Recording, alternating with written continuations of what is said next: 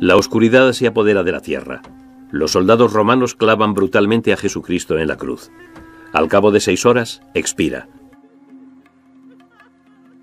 Rápidamente se deposita a Jesucristo en una tumba cercana, propiedad de José de Arimatea. Sus seguidoras volverán tras el sabbat para ungirle el cuerpo como Dios manda. Se coloca una gran peña en la entrada, dejando el cuerpo encerrado en el interior.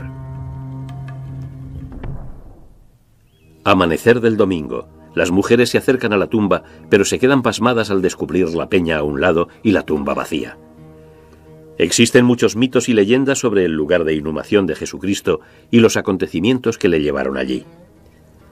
La búsqueda de la verdad comienza en Jerusalén, en el siglo I.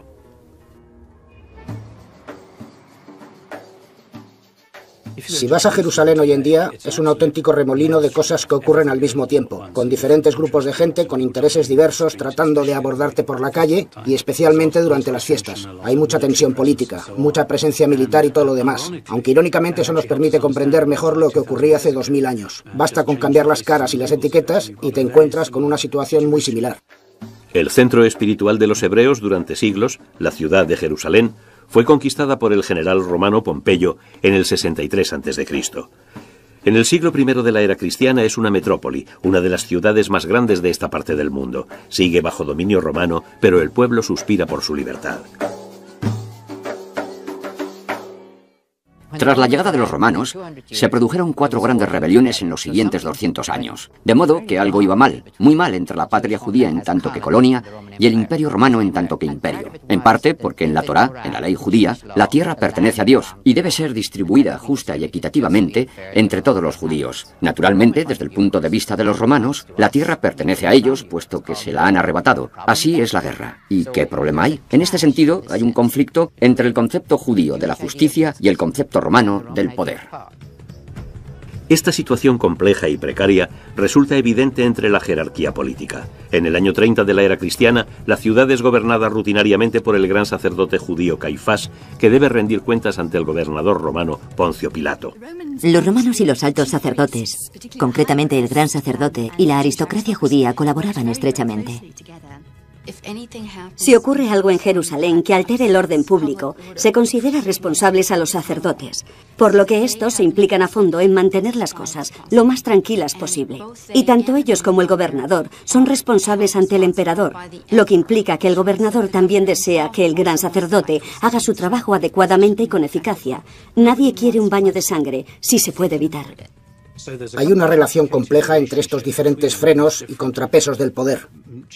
Pero los romanos tienen el as en la manga todo el rato. En cuanto hay un problema, aprietan el botón y lanzan a sus matones a hacer justicia. Y la justicia significa cruces y un montón de sangre.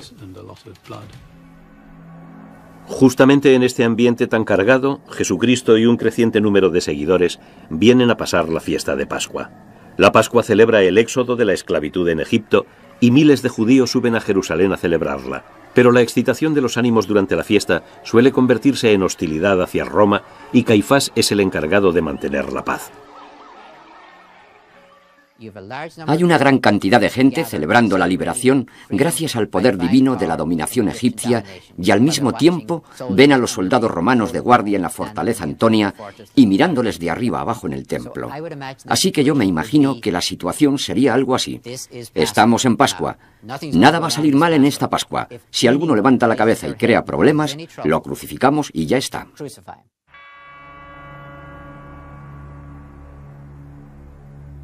Muchos judíos desean desesperadamente independizarse de Roma. Desde hace generaciones ruegan porque les llegue un Mesías, un ungido, para liberarles de sus opresores. Supuestos Mesías ganan adeptos, pero ninguno les libera de los romanos. Una antigua profecía afirma que el verdadero Mesías entrará humildemente en la ciudad a lomos de un burro. Y los evangelios del Nuevo Testamento, los de Mateo, Marcos, Lucas y Juan, coinciden en que esto es exactamente lo que hace Jesucristo. Llegaban muchos peregrinos para rezar y conmemorar, hacer sacrificios y pagar en el templo por los sacrificios. Ese momento y ese punto de entrada eran muy significativos. La puerta dorada, la entrada oriental, era la entrada del supuesto futuro Mesías. La entrada triunfal narrada en Juan y Marcos describe a Jesucristo acompañado por la ciudad, por peregrinos en éxtasis comentando la llegada del Mesías y del reino de Dios. Es un gran momento cumbre de los evangelios. Que aparezca cualquiera pretendiendo ser un Mesías, eso ya es un acontecimiento político y religioso para los judíos. Pero puesto que el César es divino, también es una amenaza religiosa para el César.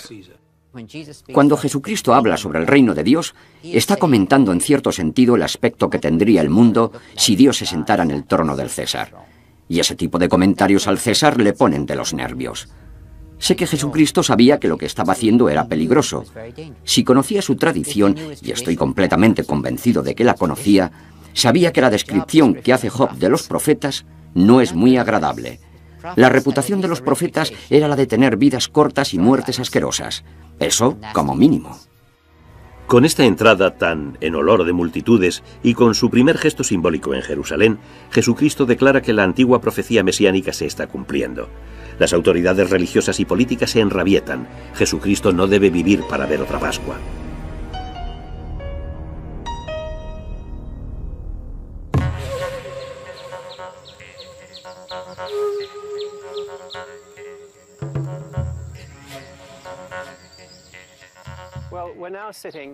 En estos momentos estamos en la puerta de Hulda.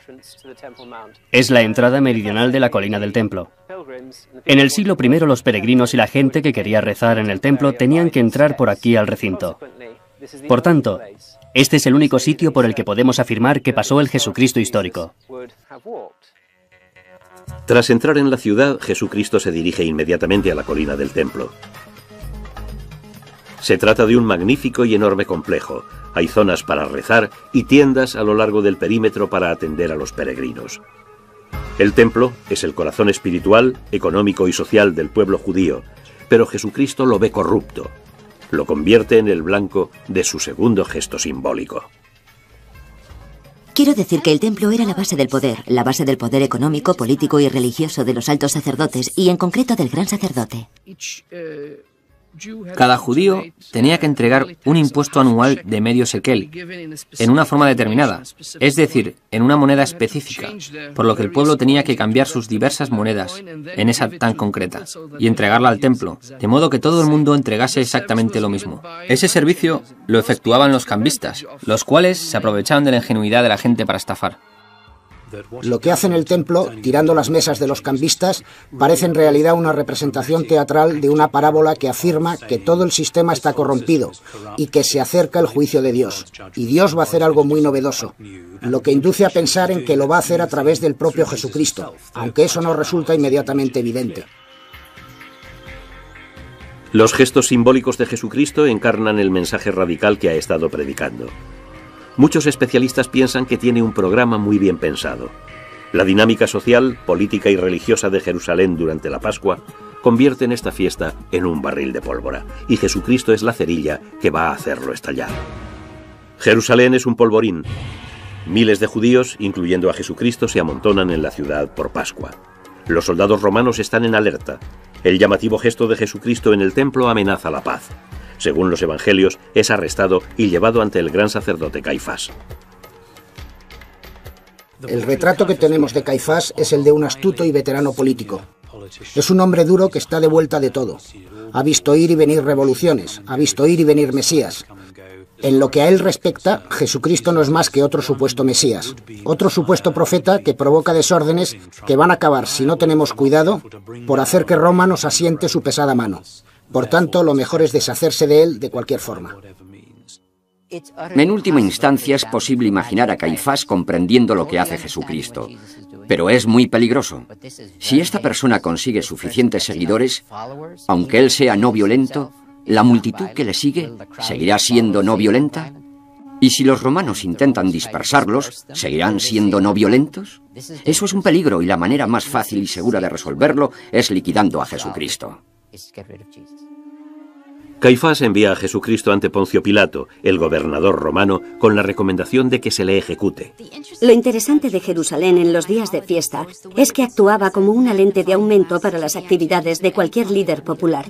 No es tanto el mensaje de Jesucristo, sino la cantidad de sus seguidores en la ciudad lo que le lleva al patíbulo. Si no hubiera sido alguien con una cantidad significativa de seguidores en ese momento, Pilatos no hubiera utilizado el dinero de los contribuyentes para efectuar una crucifixión innecesaria.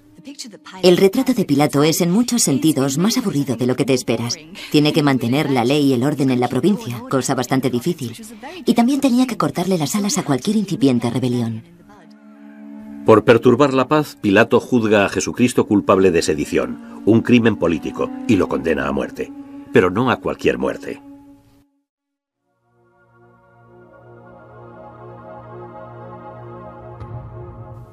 Para Roma era más interesante matar a cualquiera que afirmara ser un Mesías o que tuviera un grupo de seguidores afirmando que él era el Mesías mediante la crucifixión que en alguna oscura esquina, sin más historias. Desde hacía bastantes años antes de la época de Jesucristo, la crucifixión era uno de los símbolos clave del mundo romano, porque los romanos se dedicaban mucho a crucificar a la gente. No eran los únicos que crucificaban, pero sí que los romanos lo hacían a menudo. La crucifixión era todo un punto. A nadie se le crucifica en mitad de ninguna parte. Tiene que ser un espectáculo porque el objetivo de la crucifixión es controlar a las masas, desanimarlas de que emprendan una actividad política. Es una manera de decir, no hagas lo que hizo este o acabarás como él. Era una especie de aniquilación casi metafísica. No queda nada que pueda ser enterrado. Y no tendrás una tumba en donde tu familia pueda venir a recordarte. Tampoco serás enterrado junto a tus antepasados y descendientes. Te destruiremos, te aniquilaremos, ni siquiera te enterraremos. Jesucristo y dos más son sacados fuera del recinto de la ciudad, clavados en la cruz y abandonados para morir. El lugar es el Gólgota, o lugar de la calavera. Se sabe que algunos crucificados duraron vivos varios días en la cruz, pero Jesucristo muere al cabo de 6 horas. Se echa la tarde encima del lugar de la calavera y con ella llegará el Sabbat. De acuerdo con la ley judía, no se puede efectuar tarea alguna durante el Sabbat, de modo que hay que enterrar a Jesucristo antes del crepúsculo. La tradición judía, desde el principio y casi sin excepciones, da una gran importancia a la inhumación. Eso es algo que hay que tener en cuenta. Otra cosa que hay que tener en mente es la rapidez de la inhumación, que también parece ser extremadamente importante. Una de las pocas referencias que existen en la Biblia hebrea, a propósito de la inhumación, es una narración que subraya la importancia de que sea rápida. Eso se encuentra en la literatura rabínica, y el hecho de que el Nuevo Testamento lo subraye lo hace plausible. La inhumación en el mismo día era reglamentariamente correcta. Incluso en el caso de un criminal, está prohibido dejar su cuerpo en la cuerda o en la cruz, o en el lugar de la ejecución. Hay que enterrarlo el mismo día. ¿Que si sé como historiador si Jesucristo fue adecuadamente enterrado o no? No, tengo la misma información que cualquiera. Los cuentos de los evangelistas, que presentan los mismos problemas históricos que acabo de mencionar. Lo mejor que se puede hacer es intentar imaginar lo más probable. Los detalles básicos de la inhumación de Jesucristo. El hecho de que el cuerpo se envolviera en lino, de que se le enterrara deprisa, de que se le añadieran especias. Todo eso ya está en la tradición judía. Es decir, que no existe una narración original y única del entierro de Jesucristo. Se diferencian en pequeños detalles. Pero los detalles básicos, tal y como aparecen en los 4 relatos, encajan plausiblemente con un contexto judío. En los últimos 60 años hemos aprendido mucho sobre las tumbas excavadas en la roca en la zona de Jerusalén. Lo primero, que las excavaban en la roca. Lo segundo, que se cerraban con una roca. Lo tercero, que normalmente la entrada era muy baja y había que inclinarse para entrar. Dentro había bancos de piedra en uno o más lados, en donde se dejaban los cuerpos. De modo que no se trata de que el cuerpo se metiera en un ataúd. De hecho, el cuerpo se dejaba en una repisa de piedra. La segunda fase de un entierro judío normal se daría como un año después o más. Entonces, se abriría la tumba y el cuerpo podrido, del cuerpo podrido solo quedarían los huesos, que serían reunidos y guardados en un depósito, dentro de la tumba misma, en la propia cueva de la inhumación, o según la costumbre del siglo I de la era cristiana, en un contenedor de piedra prefabricada. Un osario se parece mucho a una tumba, pero es mucho más pequeño. Solo necesita tener unos 50 centímetros de ancho y unos 30 de profundidad. Ahí es donde se colocarían los huesos de un individuo. Seguro que hay explicaciones teológicas para ello, pero también sirve para ahorrar espacio. Es lógico porque una inhumación completa ocupa mucho más sitio que un osario. Y el osario se puede poner en cualquier parte. No hace falta enterrarlo. Está cerrado y se deja en cualquier rincón de la cripta. Naturalmente, dadas las creencias judías sobre la muerte y la inhumación, no se enterraba a la gente dentro de la propia ciudad. De hecho, es algo muy interesante. Aquí estoy hablando en la abadía de Westminster y hay tumbas por todas partes. Hay que pasar por encima de todo tipo de tumbas para llegar a mi puerta delantera. No digamos ya para ir a escuchar una misa a la iglesia. Pero los judíos no enterraban a la gente por donde luego iban a pasar andando. Eso se hacía fuera de la ciudad. Entonces excavaron grutas en determinados terrenos. Y los cuentos dicen que José era un hombre rico que poseía un terrenito con una gruta. Y que como era una gruta nueva sin ningún otro cuerpo dentro, logró convencer a Pilatos para que le dejara llevarse el cuerpo de Jesucristo y enterrarlo allí. José de Arimatea es un personaje difícil de seguir. Se le describe como partidario de Jesucristo, a pesar de sus vínculos con los círculos del poder de Jerusalén. De modo que hay un montón de pequeñas incoherencias en la manera en que se describe el cuento del entierro. Claro, dado que ninguna otra fuente nos habla de José, eso es un campo abonado para los escépticos. Se puede decir que alguien se lo inventó, y que nunca hubo un entierro, y esto y aquello y lo demás allá. Es difícil de imaginar lo que realmente pudo haber pasado. Es difícil de imaginar cómo se le transmitió el mensaje a Pilatos desde el lugar de ejecución de que Jesucristo ya había muerto y de si por favor nos podíamos quedar con el cuerpo. No me parece un guión realista. Casi todo es posible. La cuestión es si es probable. En mi opinión es muy probable que realmente existiera esa persona y que realmente se diera esa inhumación. Jesucristo es rápidamente envuelto en lino y colocado en la tumba de José. Sus seguidoras pretenden volver después del Sabbat para preparar su cuerpo para el entierro. Se hace rodar una gran piedra contra la entrada. El domingo por la mañana las mujeres descubren que la piedra no está en su sitio. El cuerpo de Jesucristo se ha esfumado. Todo lo que sabemos sobre los últimos días de Jesucristo y sobre su tumba se encuentra en los documentos cuyo objetivo es glorificarle, los evangelios de Mateo, Marcos, Lucas y Juan en el Nuevo Testamento. Pero los evangelios no son documentos de testigos visuales. Surgieron de una tradición oral y fueron transcritos al papel unos 40 años o quizá muchos más después de su muerte. Yo considero que el núcleo de los relatos sobre la pasión, es decir, que Jesucristo fue crucificado en una cruz romana en Jerusalén en algún momento de la Pascua, es tan históricamente veraz como cualquier otra cosa. No hay ninguna duda al respecto. El problema son los detalles. ¿Son esos detalles históricamente reales o son parábolas inventadas por la Iglesia primitiva? Ese es el verdadero corazón del asunto. Suponte que eres el bibliotecario de Alejandría de Egipto, que era una de las mayores bibliotecas del mundo antiguo. Y suponte que alrededor del año 100 después de Cristo, alguien te trae 2 o 3 rolletes de esos y te dice que en su opinión deberías incluirlos en tu colección. Parecen cuentos sobre un judío que hizo cosas raras y luego se murió, y del que sus seguidores creen que sigue vivo. La cuestión es, ¿en qué balda los vas a poner? ¿A qué categoría pertenecen? ¿Los vas a poner con los libros religiosos? ¿Con los de misterio? ¿Con los fantásticos? ¿Los pondrás con las obras de historia? ¿Dónde los pones? Lo que nosotros consideramos historias no existen mucho antes del Renacimiento. Los autores antiguos no tratan de identificar datos apoyándose en fuentes, comprobando en archivos, creando un contexto crítico para Jesucristo y luego comparándolo con la posible veracidad de la tradición que han heredado. Lo que están haciendo es proclamar un mensaje de salvación. Quieren que la historia sea convincente y atractiva. El problema de examinar todos esos textos es que son muy parciales. Son obras literarias. Están llenos de teología, llenos de retórica, de política, de apologética. Es absolutamente necesario, totalmente, completamente, absolutamente necesario considerar a Mateo, Marcos, Lucas y Juan como literatura del siglo I. De otro modo, empezamos inmediatamente a equivocarnos. No existe un punto de vista que sea el punto de vista de nadie. Así que desde ese punto de vista, los evangelios son como los periódicos. Es decir, cuentan cosas que realmente ocurrieron, pero les dan un giro particular, como todo periodista de la raza humana ha hecho siempre. Veamos, el término evangelio significa buena nueva.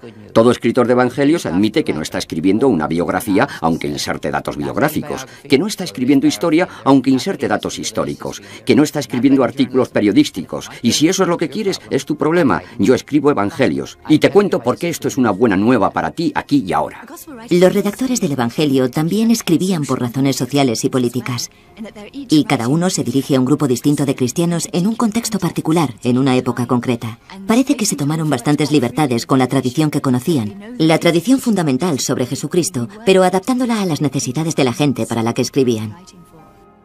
Por todas esas razones, no podían estar escribiendo historia tal y como nosotros esperaríamos que fuera escrita por un autor moderno.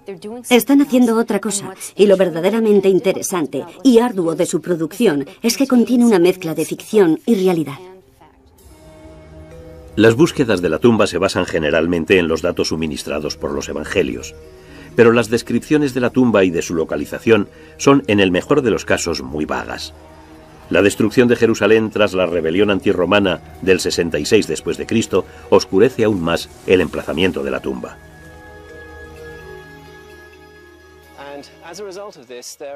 En consecuencia, hay muchas teorías en cuanto al lugar de la inhumación. Detrás de nosotros pueden verse al menos dos especialmente famosos.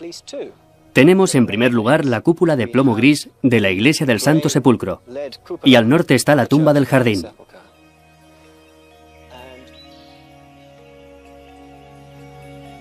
¿Será alguno de estos lugares el emplazamiento de la tumba de Jesucristo?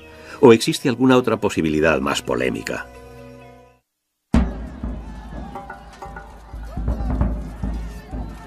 En el año 312, Constantino y Magencio, rivalizando por el poder del Imperio Romano, se enfrentaron en una batalla. La leyenda afirma que Constantino alzó sus ojos al cielo y vio una cruz en llamas con una inscripción que decía: «Con este signo vencerás». Constantino derrota a su enemigo y se hace con el poder absoluto.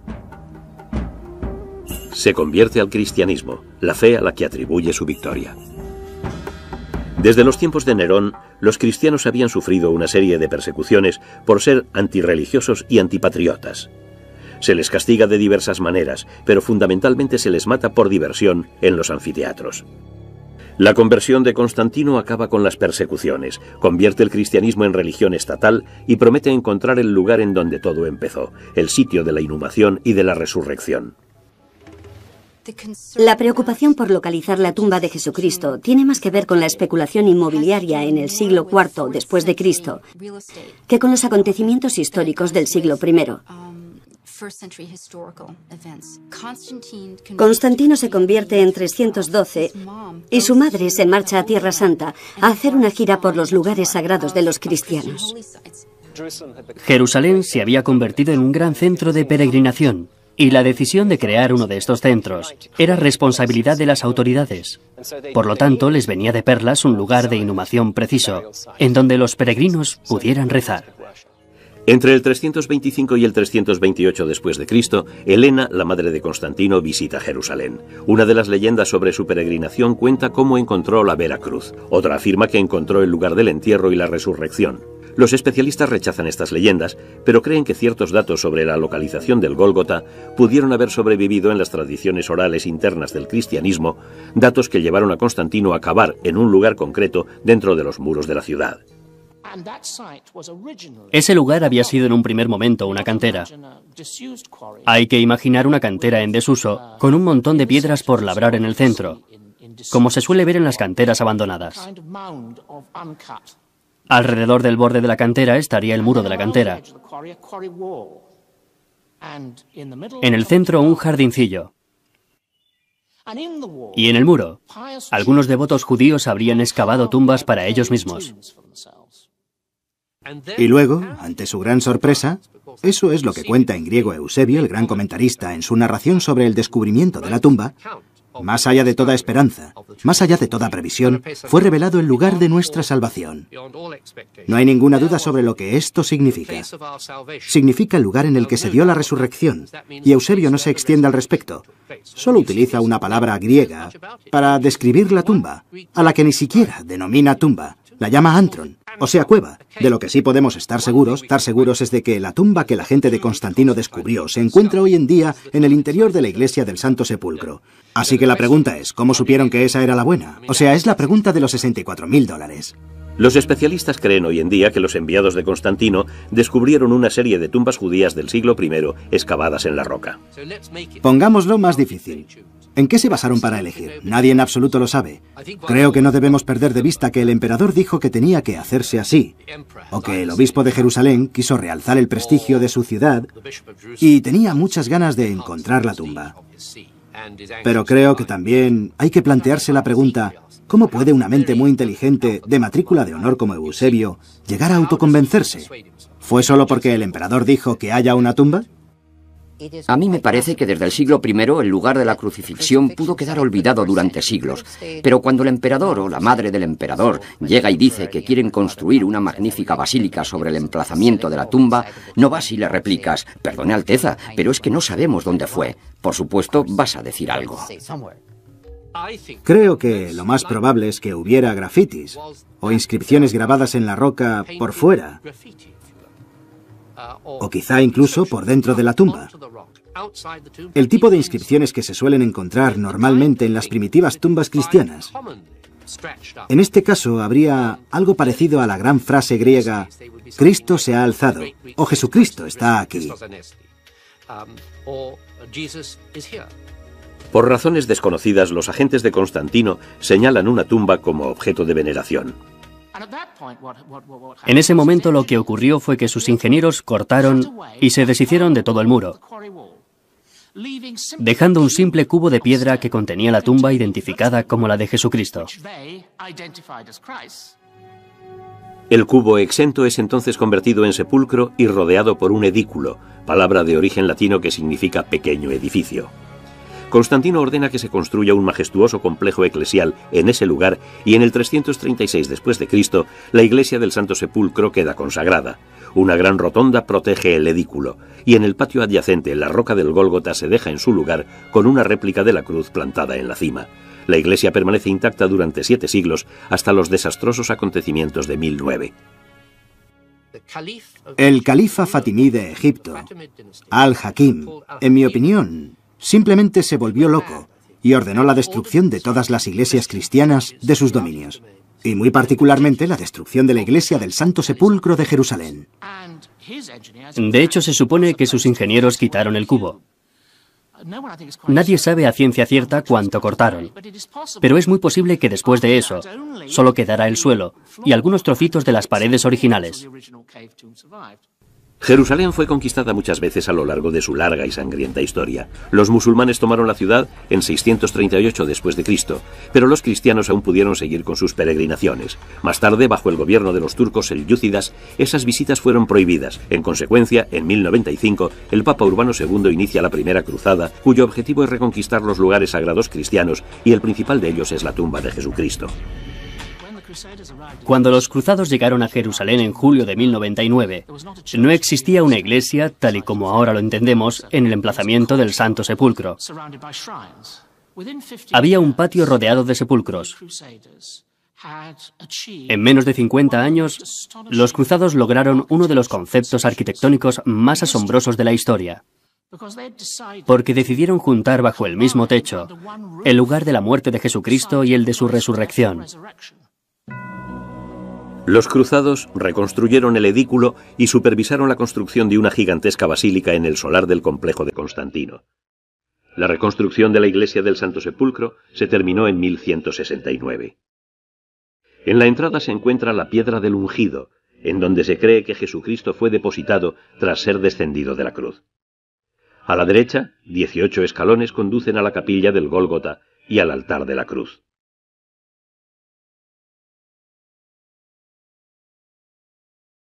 Bajo el altar se encuentra un disco de plata, en el punto exacto en donde pudo alzarse el crucifijo.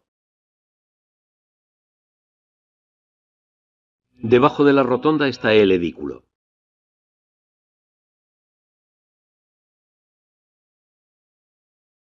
Al entrar, nos encontramos con la capilla del Ángel y con el altar de la piedra rodante. Más adelante está la cámara de la tumba, que contiene la piedra funeraria en donde se cree que descansó el cuerpo de Jesucristo.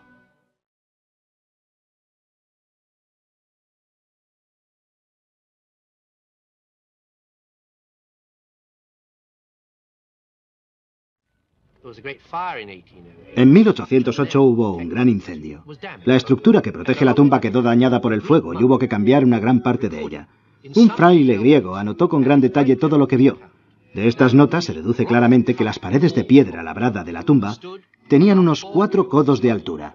Ahora bien, si sobrevivieron a lo de 1809, cuando este fraile griego hizo sus anotaciones, indudablemente es porque habían sobrevivido a la destrucción de 1009, 8 siglos antes. El edículo se reconstruyó una vez más y desde 1809 nadie ha visto lo que queda de la tumba original por debajo de él.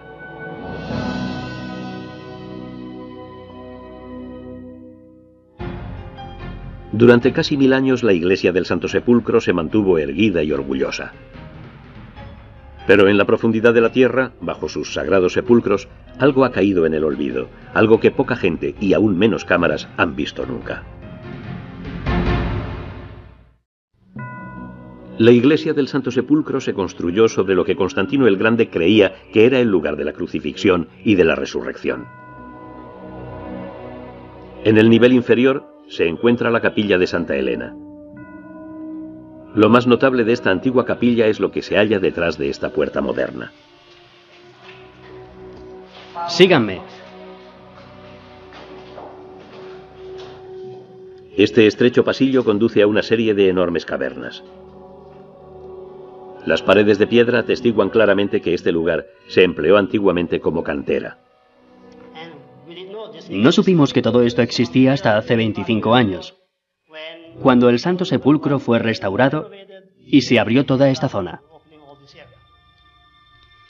Las excavaciones armenias descubrieron restos de cerámica romana del siglo I, fragmentos de mosaico y cisternas que pudieron ser empleadas por los cristianos primitivos para sus bautizos. En la época de las excavaciones, encontramos primero este lugar. Luego, cuando encontraron esta sala, encontraron un dibujo de un barco del siglo IV. Debajo de él había una inscripción que decía Dominos y vimos, que significa Señor, allá vamos. Es decir, lo lograron. Lograron llegar hasta Jerusalén como peregrinos. Luego, bajando más hacia los cimientos, encontramos unos cuantos lugares más. El descubrimiento de estas cavernas, jamás vistas por el público, confirma que Constantino construyó su complejo sobre una cantera abandonada. En tiempos de Jesucristo, las canteras a menudo se utilizaban como lugares de ejecución porque se encontraban fuera de los muros de las ciudades. Pero la iglesia del Santo Sepulcro está claramente dentro de la ciudad. ¿Quiere esto decir que Constantino se equivocó al localizar la tumba? Claro que hay otro sitio en Jerusalén del que mucha gente cree que puede ser la tumba de Jesucristo. Es lo que llamamos la tumba del jardín, saliendo de la puerta del norte por la carretera de Damasco. Desde luego, está fuera de la ciudad actual. Existía un lugar fuera de los muros de la ciudad, una crucifixión debe llevarse a cabo fuera de la ciudad, que se parecía a una calavera, dado que la Biblia designa el sitio de la crucifixión como Gólgota, o sea, lugar de la calavera. Eso les llevó a pensar que pudo haber sido este sitio, pero en el 950 a.C., el rey Salomón utilizó gran parte del lugar para la construcción del templo. Cuando llegaron a donde se distingue la forma del cráneo, dejaron de excavar, porque a partir de ahí la piedra era caliza y no servía para construir el templo. Pero desde ese momento, 950 a.C. hasta 1956, en que se construyó una estación de autobuses, nada se construyó en ese terreno. Creemos que no se construyó nada porque tradicionalmente se dice que es un antiguo lugar judío para ejecuciones. En realidad por la zona se le conoce como Bet Jesakila, o sea, el sitio de las lapidaciones. Una tumba excavada en la roca apareció en 1867. Nadie le presta la menor atención durante unos 16 años. Hasta que en 1883 el general Charles Gordon, famoso militar británico y hombre devoto, le hace una visita. Vino a esta zona de Jerusalén y sentándose en un balcón, en el extremo septentrional de la ciudad, echó un vistazo panorámico a la zona que hoy es la tumba del jardín y creyó ver la silueta de una calavera en la superficie de la roca. Entonces comentó que ese podía ser el emplazamiento de la tumba de José de Arimatea, y por lo tanto la tumba de Jesucristo. La autoridad de semejante personaje abre el camino para la compra del terreno en 1894 por parte de la Asociación Inglesa del Jardín de la Tumba, una fundación de caridad que reúne varias organizaciones protestantes. El jardín se excava finalmente en 1892 por el arqueólogo Conrad Schick. Lo que descubre es notablemente similar a la descripción que hace la Biblia de la tumba de Jesucristo. La mayoría de los arqueólogos admite que esta tumba es la típica tumba judía del siglo I. Aparte de eso, la entrada no es exactamente del tamaño habitual de una tumba judía del siglo I. Normalmente hubiera sido de 1/3 de su tamaño real. Creemos que los cruzados aumentaron el tamaño para que más gente pudiera entrar a rezar. Por debajo de la entrada hay una huella de unos 40 centímetros que sugiere que se hizo rodar una piedra para sellar la entrada de la tumba. El interior de la tumba mide 4,26 metros de ancho, tiene una profundidad de 3,5 metros y una altura de unos 2,5 metros. A la entrada se encuentra la sala de los lloros, donde la gente venía a lamentarse. Más hacia adentro está el estante excavado en la piedra, en el que se dice que se depositó el cuerpo de Jesucristo. Es llamativo que en la pared del fondo de la tumba se distingue una cruz pintada con pintura roja, pero es una cruz bizantina. Es una prueba de que los cristianos de los primeros siglos se interesaban especialmente por esta tumba. En los años siguientes el terreno circundante se convierte en un jardín. La Biblia dice que alrededor de la cruz había un jardín y en el jardín una tumba. Ahora bien, hay dos elementos en este jardín que sugieren poderosamente que se trataba de un jardín del siglo I. El primero es un sistema de riego muy antiguo. Es el tercer mayor sistema de riego de toda Jerusalén. Es demasiado grande para que solo se usara por razones domésticas, pero hubiera sido adecuado para un jardín. Luego, en 1926, los arqueólogos descubrieron un antiguo lagar precristiano, pero un antiguo lagar asociado con tanta agua sugiere un jardín del siglo I. Es posible que hubiera una viña. Pudo haber sido la viña de José, pero no hay manera de estar seguros.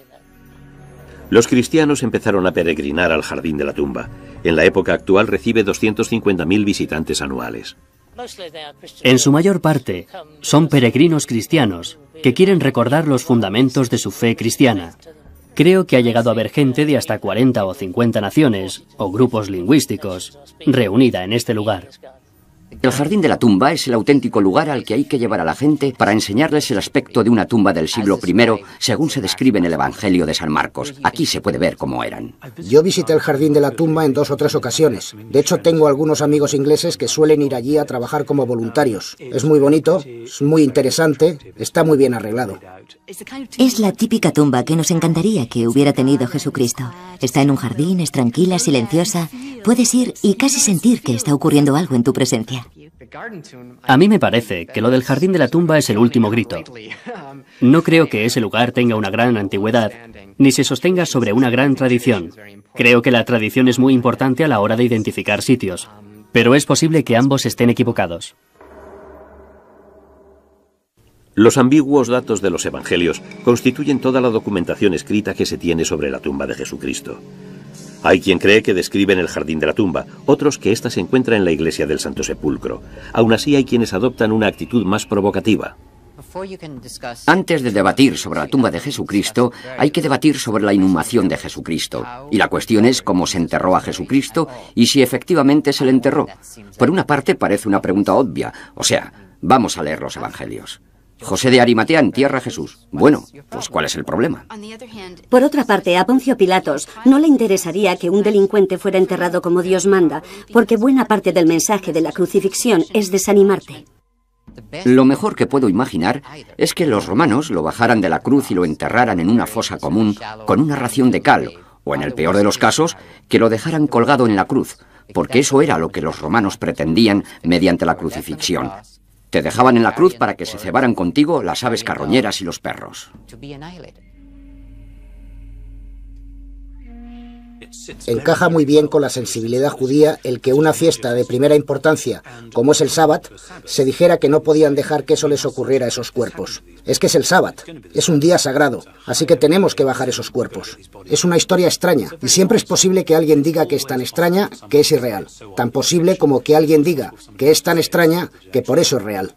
Hasta que se me demuestre lo contrario, debo pensar que Jesucristo no fue enterrado de ninguna manera que nosotros podamos reconocer como tal. Ahora bien, si alguien me dice que Jesucristo fue abandonado en la cruz durante tanto tiempo como para que no hubiera nada que enterrar, yo contestaría que sí, que eso es muy posible, que eso le ocurrió a muchísima gente. Pero todas las pruebas demuestran que dado que fue una persona muy distinta a lo largo de toda su vida, igualmente en su muerte tuvieron que ocurrir cosas muy diferentes. El debate sobre la veracidad del cuento de la inhumación continúa. Se han emitido algunas teorías polémicas como la de que Jesucristo sobrevivió a la crucifixión y murió de muerte natural algunos años más tarde. Por tanto, ¿dónde está la tumba de Jesucristo? El jardín de la tumba encaja con la descripción de los evangelios y el hecho de estar sobre una cantera fuera de los muros de la ciudad encaja con el que fuera un lugar para las crucifixiones. ¿Pero ocurrió ahí? Bueno, yo creo que el jardín de la tumba es muy bonito. Tiene un aspecto precioso. Atrae a la gente a quien no le gusta la iglesia del Santo Sepulcro. Pero eso no lo convierte en auténtico. Es el típico sitio que estimula la imaginación de la gente, que estimula sus sentimientos religiosos. Por eso comprendo por qué a la gente le gusta que esa tumba en concreto sea la tumba de Jesucristo. Pero yo no creo que lo sea.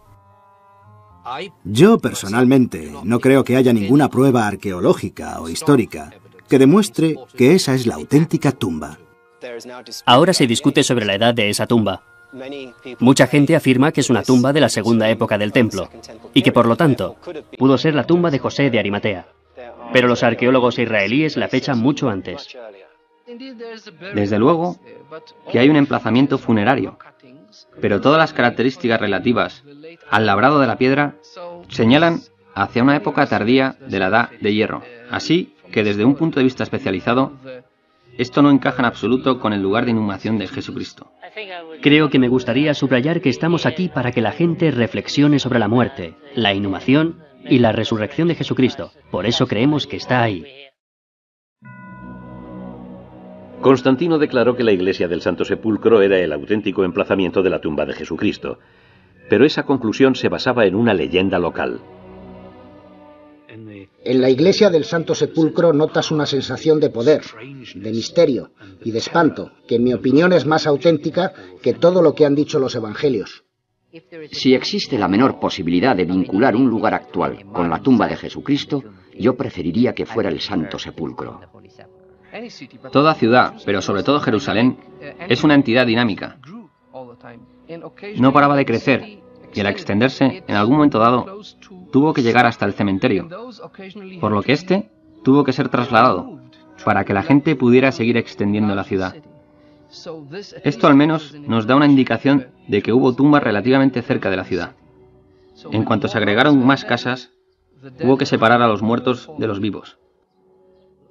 La iglesia del Santo Sepulcro se encuentra actualmente dentro de los límites de la colonia romana. El gobernante judío Herodes Agripa extendió la ciudad hacia el noroeste por encima del emplazamiento de la tumba. La tumba quedó entonces dentro de la ciudad. Había estado fuera, pero a la altura de 41 o 44 después de Cristo ya estaba dentro. La ventaja del Santo Sepulcro es que no está muy lejos del Calvario. Creo que muy posiblemente el emplazamiento de la tumba de Jesucristo fue ignorado o se olvidó. Quiero decir, ¿por qué iba nadie a venerar la tumba de alguien de quien estaban seguros que había resucitado de entre los muertos? Creo que hay bastantes pruebas a favor de la iglesia del Santo Sepulcro. No creo que haya que ir a buscar otros sitios. Ese es el que está relacionado con la tradición más poderosa.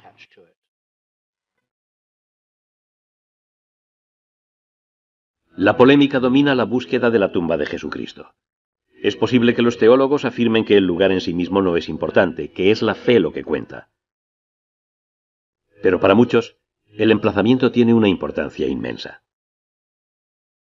Es el lugar en donde la historia dio un giro decisivo, en donde se reveló de repente el sentido de la vida, del mundo y de Dios. Tocar el suelo, besar la piedra, entrar en la tumba permite a la gente forjarse un vínculo tangible con su espiritualidad.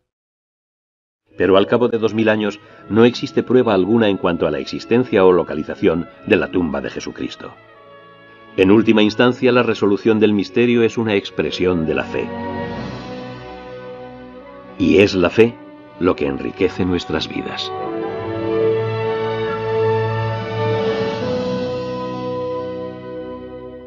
2000 años. Basta con cambiar las caras y las etiquetas y te encuentras con una situación muy similar.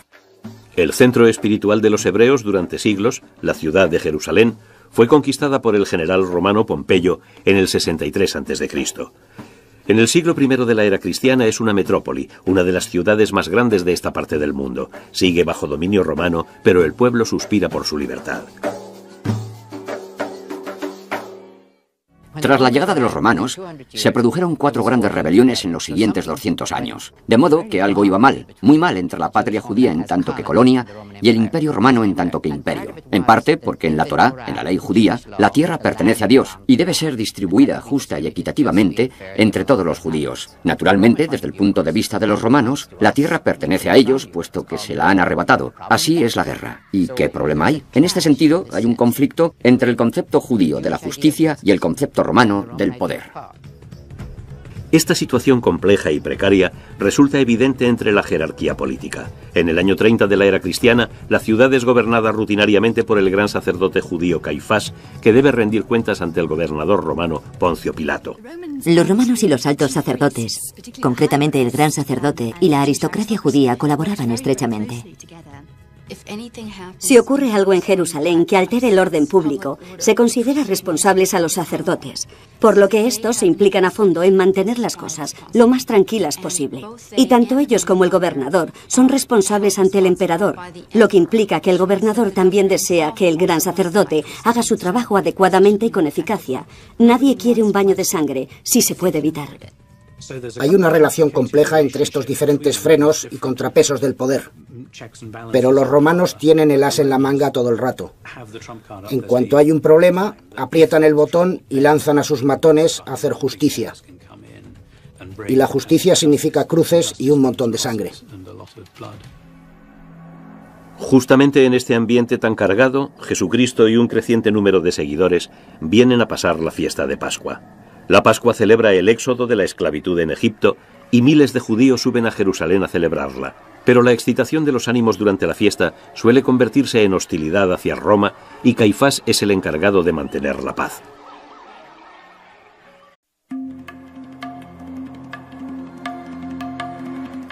La oscuridad se apodera de la tierra. Los soldados romanos clavan brutalmente a Jesucristo en la cruz. Al cabo de 6 horas, expira. Rápidamente se deposita a Jesucristo en una tumba cercana, propiedad de José de Arimatea. Sus seguidoras volverán tras el Sabbat para ungirle el cuerpo como Dios manda. Se coloca una gran peña en la entrada, dejando el cuerpo encerrado en el interior. Amanecer del domingo. Las mujeres se acercan a la tumba, pero se quedan pasmadas al descubrir la peña a un lado y la tumba vacía. Existen muchos mitos y leyendas sobre el lugar de inhumación de Jesucristo y los acontecimientos que le llevaron allí. La búsqueda de la verdad comienza en Jerusalén, en el siglo I.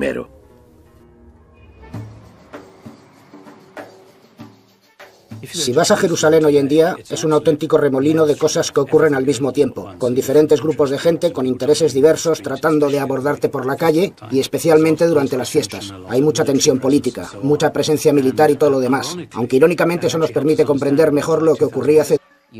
Hay una gran cantidad de gente celebrando la liberación gracias al poder divino de la dominación egipcia y al mismo tiempo ven a los soldados romanos de guardia en la fortaleza Antonia y mirándoles de arriba abajo en el templo. Así que yo me imagino que la situación sería algo así. Estamos en Pascua. Nada va a salir mal en esta Pascua. Si alguno levanta la cabeza y crea problemas, lo crucificamos y ya está.